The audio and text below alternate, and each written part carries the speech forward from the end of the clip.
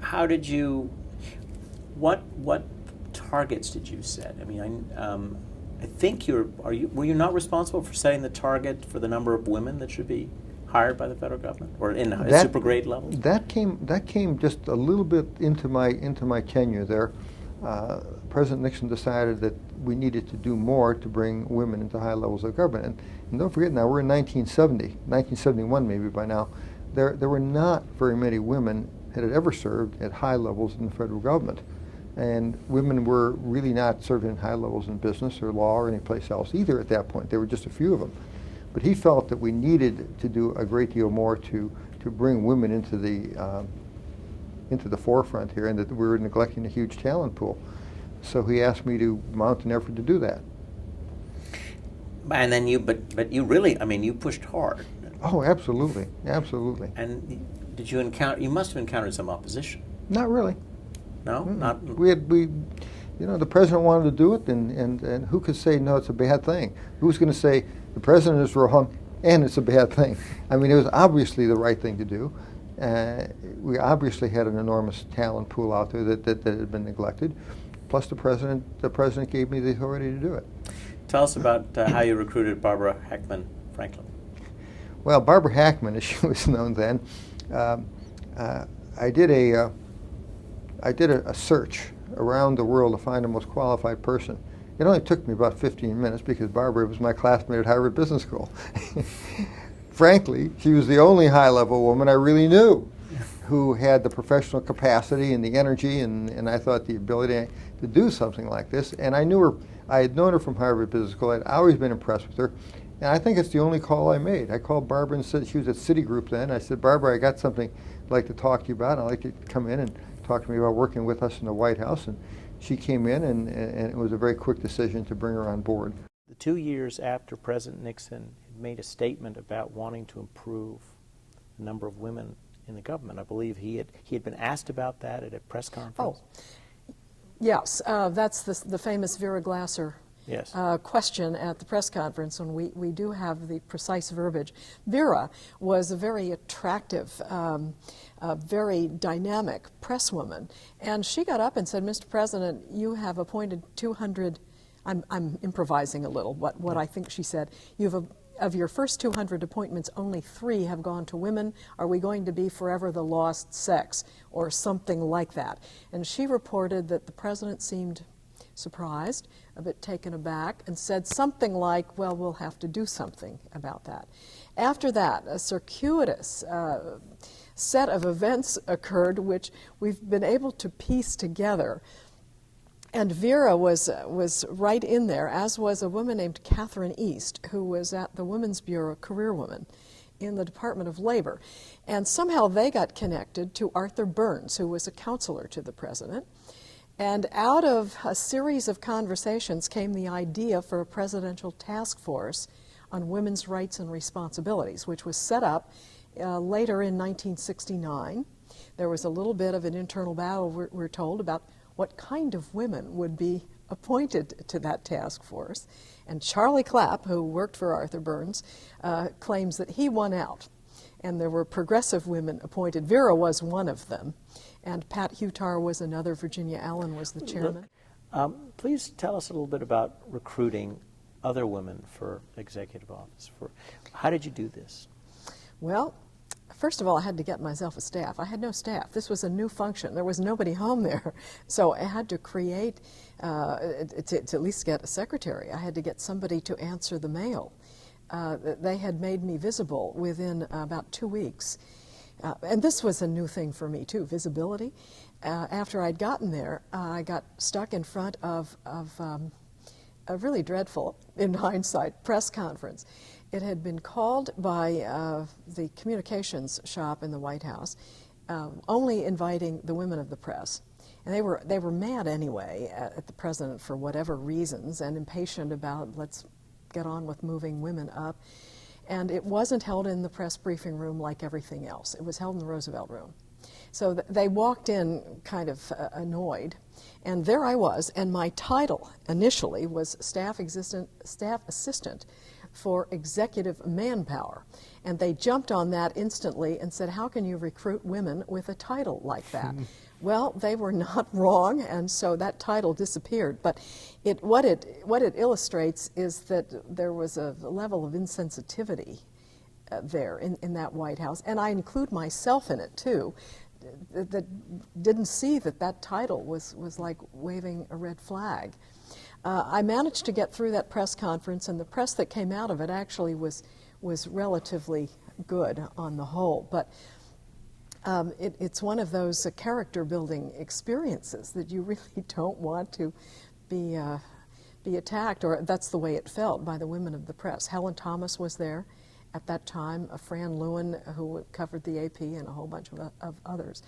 So once I had been made visible, then I really had to do this. I mean, I was intent on doing that anyway. But and I did manage to get a little bit of staff, got somebody to answer the mail. What happened after they made me visible was that I got tons of letters and resumes from all over the country.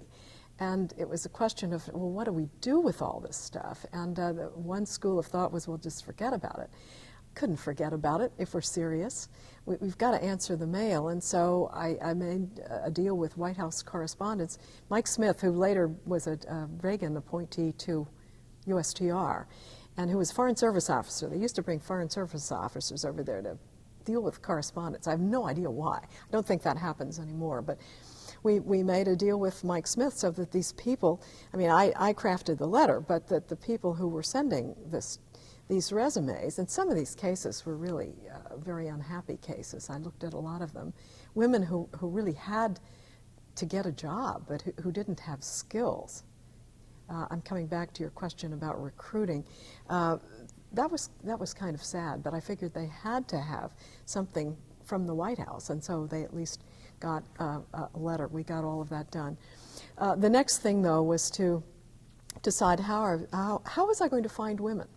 So one way to do that is to divide the country into 10 regions. We already had federally 10 regions, and then to reach out to people we either knew collectively or I knew who were in those places and ask the question. We're looking for women at this level for government positions. Who have you got? I would often be asked, well, do you care if they're Republicans? And my answer to that was, well, it would be nice if they were, but it doesn't matter. Send us everybody. Through this process, too, some very interesting names surfaced. We were building a talent bank of women, a list, and people like Sandra Day O'Connor came out of that because she was in the state Senate then, I think it was the Senate in Arizona. Juanita Kreps came out of that, who was a director of companies at the time, who later became Commerce Secretary in the Carter administration. The list we compiled was really quite amazing, but in general, I would say that the women I found were undertitled, underpaid, probably had more responsibility than they were recognized for, and that was just the way it was back then. Ms. Franklin, let's talk about the Equal Rights Amendment and the Nixon administration's commitment to that. Mm-hmm. Well, definitely there was a commitment, and the president said so on more than one occasion. But I think going back to when he was in the Senate in the 50s, he was on record in favor of the Equal Rights Amendment. And ERA was a big thing during the 70s, and there was a lot of steam behind it, a lot of momentum behind it. And the Congress, I think, both houses had passed it, and then was going to the states for ratification, which is where it got stopped, 3 states short of ratification. Now, what happened that stopped it? Well, and this was happening, I think, into the early 80s, I believe, if I'm right on my timing. So we were out of office. But the tension that was already in existence between those who wanted equality for women in the workplace, equality in pay and whatever else, and there was another group over here telling women they really should stay home and do what women were supposed to do. The tension erupted over the battle, over this ratification battle for the ERA. And I would say the galvanizer from where I sat was Phyllis Schlafly and the Eagle Forum, who I think confounded a lot of us because she was saying things. She wasn't the only one either, but she was the most visible, saying things like, we're going to have to share bathrooms, women are going to have to go fight in the front lines, and some things that were patently not true. And of course, she herself was not someone who stayed home and made babies either. She was out doing a lot of things. She happened to have a lot of children, but she was telling everyone to stay home when she was not doing it herself. So some of us who looked at this thought this was a bit disingenuous, but she tapped into a chord of concern and maybe even a little bit of fear. And I think that that's what stopped the march of the ERA. However, even though that happened, I think the genie was out of the bottle entirely in terms of women moving forward. So it's too bad it didn't get ratified. I think even today there are some people who have hopes of getting it ratified.